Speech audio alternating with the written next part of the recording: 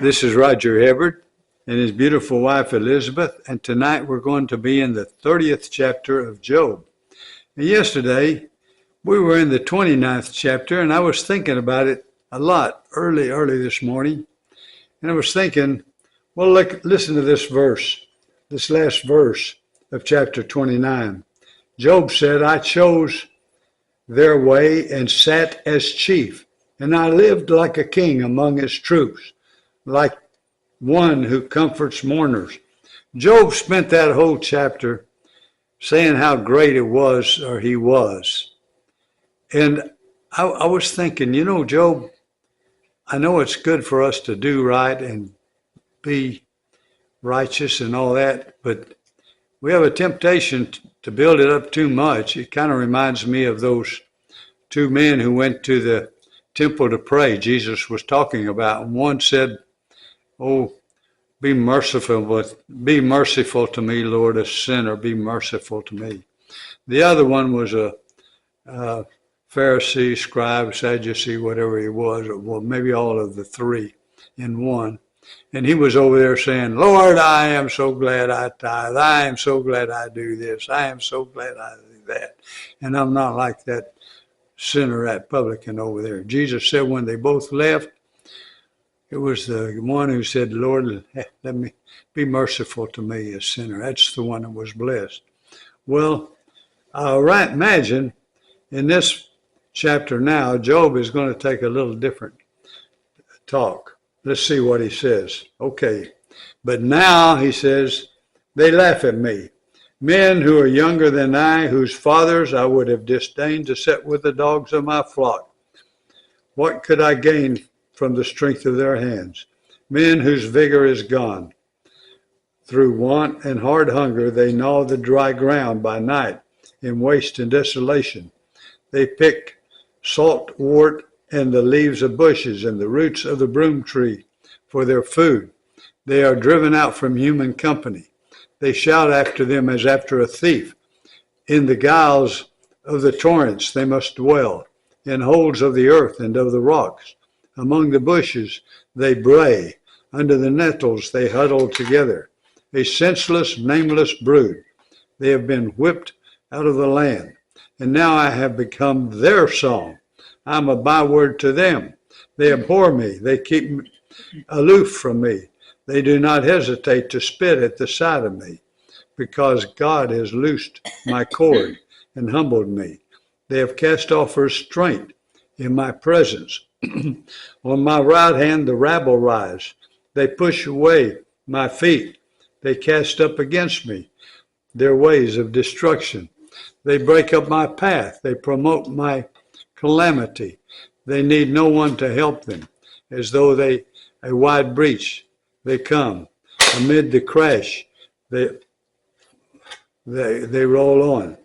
Terrors are turned upon me. My honor is pursued as by the wind, and my prosperity has passed away like a cloud.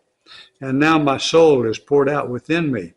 Days of affliction have taken hold of me. The night racks my bones, and the pain that gnaws me takes no rest. With great force, my garment is disfigured. It binds me about like the collar of my tunic. God has cast me into the mire, and I have become like dust and ashes. I cry for help, and you do not answer me. Excuse me. We have, I know he's in torment and hurting. And so help is going to come to him. I cry to you for help, and you do not answer me. I stand, and you only look at me. You have turned cruel to me. With the might of your hand, you persecute me. You lift me up on the wind. You make me ride on it, and you toss me about in the roar of the storm.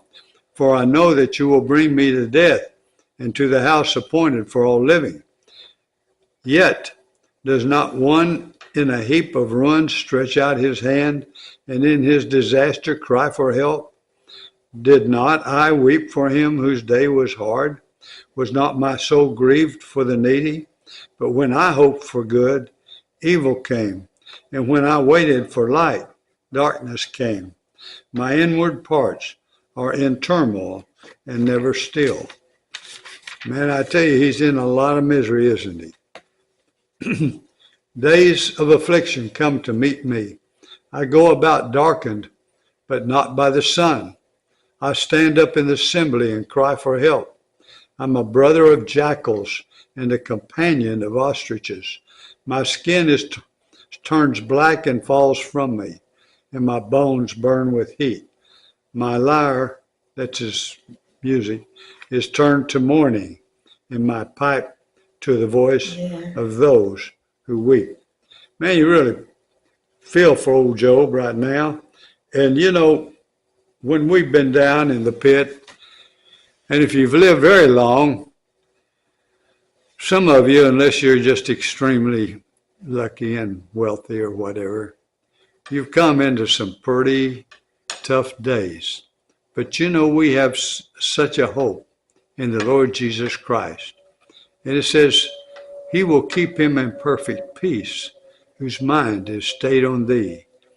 And like in the 91st Psalm, blessed is the man that abides in the secret place of the Almighty, who lives under the shelter of him, under his shadow.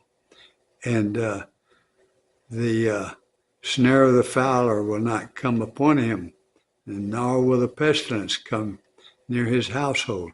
It's just a beautiful psalm. And he will answer him because he loves him.